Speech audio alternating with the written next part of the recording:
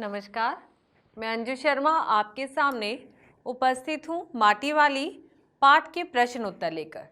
तो आइए देखते हैं माटी वाली पाठ के प्रश्न उत्तर। शहरवासी सिर्फ माटी वाली को नहीं, उसके कंटर को भी अच्छी तरह से पहचानते हैं। आपकी समझ में वे कौन से कारण रहे होंगे जिनके रहते माटी वाली को सभी पहचानते थे। माटी वाली बहुत सालों से उस शहर में सभी लोगों को माटा देने का काम करती थी। माटा खान से वो माटा लेकर आती, मिट्टी लेकर के आती, लाल मिट्टी, और सभी लोगों को वो मिट्टी बेचती थी, क्योंकि चूल्हे की लिपाई के लिए लाल मिट्टी की आवश्यकता होती थी। उस शहर की मिट्टी उपयोग में नहीं लाई जाती, क्योंकि वो मिट्टी जो थी वहाँ की वो रेतीली थी।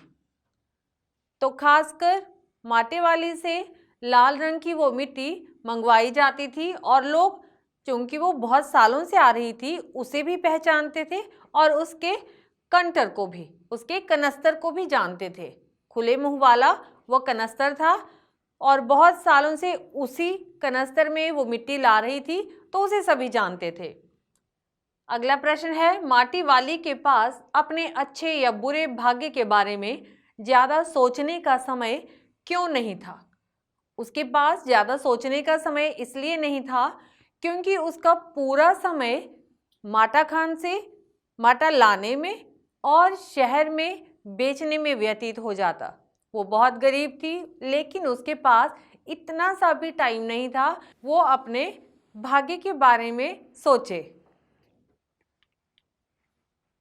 भूख मीठी की भोजन मीठा, इससे क्या अभिप्राय है?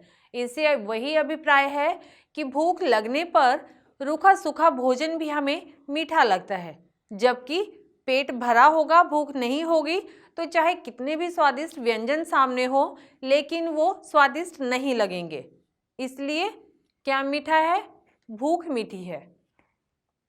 पुरखों की गाढ़ी कमाई से हासिल की गई चीज़ों को हराम के भाव बेचने को मेरा दिल गवाही नहीं देता। मालकिन के इस कथन के आलोक में विरासत के बारे में अपने विचार व्यक्त कीजिए। माटे वाली जिस घर में माटा देने के लिए गई, वहाँ की जो मालकिन है वो बहुत ही समझदार है। उसका कहना है कि विरासत में जो हमें धरोहर के रूप में चीज़ें मिली होती हैं, वो चाहे सामान है या चाहे परंपराएं हैं, उन्हें औने पौने दाम पर नहीं बेचना चाहिए, क्योंकि पुराने समय में हमारे पुरखे यानी हमारे पूर्वज न जाने कितनी मेहनत से, कितने अरमानों के साथ उन चीज़ों को, उस सामान को इकट्ठा करते हैं, और यदि हम आगे उस सामान को बेच देते हैं औने पौने दामों पर, कम दामों पर, तो ये हमारी बेवकूफ़ी है। हमें ऐसा नहीं करना चाहिए। माटी वाली का रोटियों का इस तरह हिसाब लगाना उसके किस मजबूरी को प्रकट करता है? माटे वाली चलते हुए अपने मन में रोटियों का हिसाब लगाती है कि आज उसे कितनी रोटियां मिली, वो अपने बुढ़े को क्या देगी, बुढ़ा यानी उसका पति, और खुद कितनी खाएगी। वो हिसाब लगाती है, क्योंकि मेहनत के बावजूद उसे भरपेट खाना नहीं मिलता था। आज माटी वाली बुढ़े को कोरी रोटियां नहीं देगी। इस आधार पर माटी वाली के हृदय के भावों को अपने शब्दों में स्पष्ट लिखिए।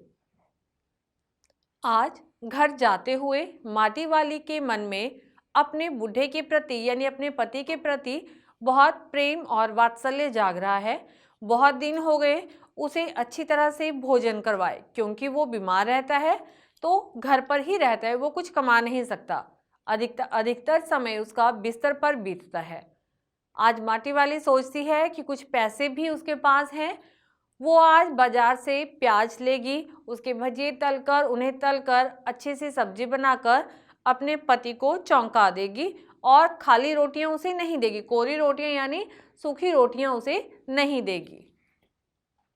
गरीब आदमी का शमशान नहीं उजड़ना चाहिए, इस बात का आशय स्पष्ट कीजिए। गरीब आदमी का शमशान नहीं उजड़ना चाहिए। जब टिहरी शहर में बांध का पानी पूरे शहर में भरने लगा तो वहां के जो शमशान थे वो भी पानी में डूब गए। शमशान एक ऐसी जगह है जहां पर अमीर गरीब सभी को समान स्थान मिलता है। ऐसा नहीं है कि किसी गरीब की मृत्यु हुई और उसकी लाश वहीं पर रख दी गई, ऐसा नहीं होता। शमशान में उसे स्थान मिलता ही मिलता है। लेकिन माटी वाली को ये चिंता है कि जब पानी भर रहा है पूरे शहर में तो उसका शमशान भी उसमें डूब चुका है। इसीलिए उसने ये कहा कि किसी गरीब आदमी का शमशान नहीं डूबना चाहिए। विस्थापन की समस्या पर एक अनुच्छेद। विस्थापन जब किसी को अपना घर छोड़ना पड़ता है या उसे वहां से हटाना पड़ता है, उसे विस्थापन कहते हैं। अपने घर से जाना किसी को भी अच्छा नहीं लगता, क्योंकि उसकी जड़ें वहां पर बहुत गहरे तक होती हैं। लेकिन विस्थापन जो है वो होता है कुछ राजनीतिक, सामाजिक और प्राकृतिक आपदाओं के कारण, जैसे कहीं बाढ़ आ गई, भूकंप आ गया, इन सब कारणों के कारण विस्थापन कई बार मजबूरी में किया जाता है। ऐसा नहीं है कि सरकार उसके लिए कुछ काम नहीं करती या उनके लिए मुआवजा नहीं देती, देती है, लेकिन वो प्रयास इतने अधिक नहीं होते। वैसे भी यदि एक पेड़ को वहाँ से जड़ों समेत उखाड़ दिया जाए और दूसरी जगह उसे लगाने के लिए ले जाया जाए तो वो कितने दिन तक जीवित रहेगा? दोबारा लग पाएगा पेड़? नहीं लगेगा। फिर इंसान तो बहुत ही संवेदनशील प्राणी है।